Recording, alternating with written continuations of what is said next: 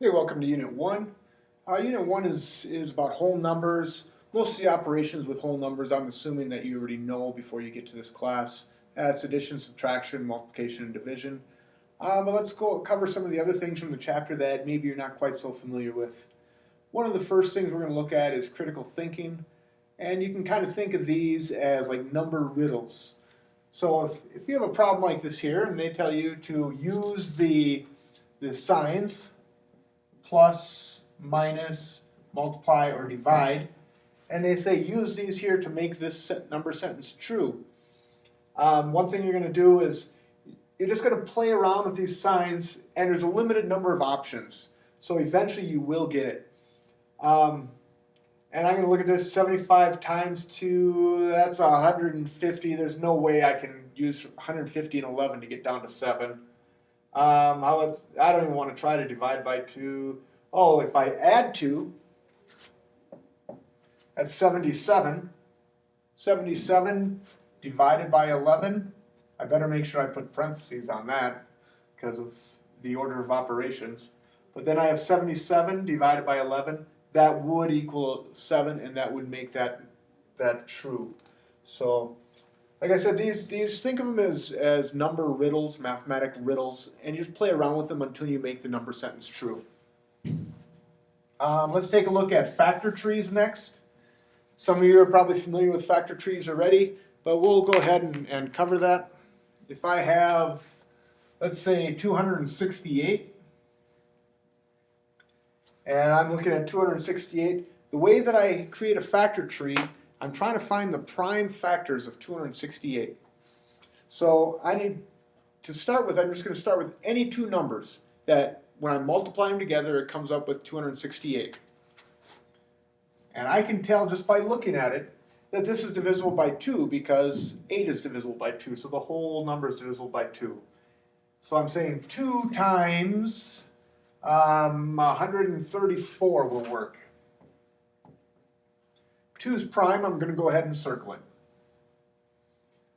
And 134, again, that is prime, or that's not prime, but I can see that's divisible by 2, so I'm going to say 2 times 67. Oh, this is a poor example. My apologies. 67, I believe, is also a prime number. We won't be able to go any farther than that, but that's okay. We can use that because in real life, sometimes this is how it works out. If 67 were not prime, I would continue to factor until I found the prime factors for everything, but this is prime. So I'll stop here. Then in order, I've got 2's first. So I'll say this equals 2, and I've got 2 of them, so I'll say 2 squared times 67. There's my factor tree and how I use it to write a number in prime factored form, or prime factorization of a number. Okay, and let's move on. One thing that many of you are probably have not seen before, or at least are not that familiar or comfortable with, and that is Roman numerals. First, let's just write down what the numerals are. 1 is just an I, and when I'm looking at 2, just for an example, I'll go ahead and write 2. I just put 2 1's together. A 1 and a 1, that's 2. Very simple. The Romans, it was a long time ago, and they didn't have that complex of mathematics. It's not very useful for writing or for adding and subtracting, multiplication, division. Performing functions with Roman numerals is just not very simple. But we still use it, and especially in the medical profession, it's used. So we'll go ahead and do this.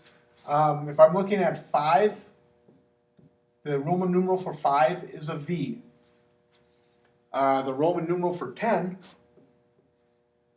is an X. I'll go ahead and list the other big ones: 50, 100, 500, 50, 100, 500, and 1,000. And those are L, C, D, and M.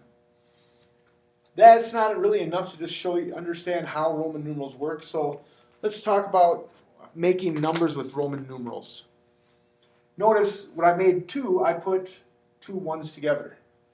Well, when I look at a number like 4, 3 would just be 3 ones. 4 changes up a little bit because 4 is 1 less than 5. So if I'm looking at 4, how I'd write that is I'd put the 1 in front of the 5. That's 1 less than 5. Occasionally you'll see it in lowercase also. So it could also look like this. Don't let that fool you. That still works. In fact, I believe in the beginning of your textbook they're using lowercase Roman numerals. 5, as we said, was just a V. So what do you think 6 would be? Well, it's 1 more than 5, so we're going to start with our 5 and add 1. 1 more than 5. Same thing when I get to 9. That's 1 less than 10.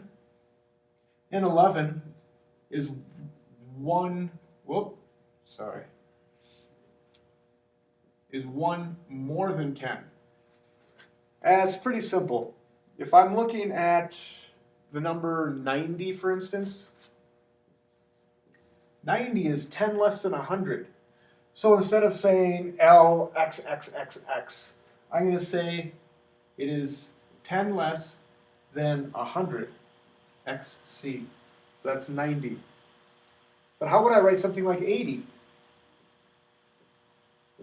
I'm going to use my symbol for 50, which is L, and add 3 tens. 50, 60, 70, 80. So X, X, X. And that's how like I said, it's not a very useful form of a number system. The old Romans, they weren't able to easily perform calculations, which is why we don't use it today. But it is still used for numbering some things. And like I said, especially in the medical profession, you'll see it in glossaries of books, and you'll notice that it's in the Super Bowl. Okay? And then that's long enough for this video. Let's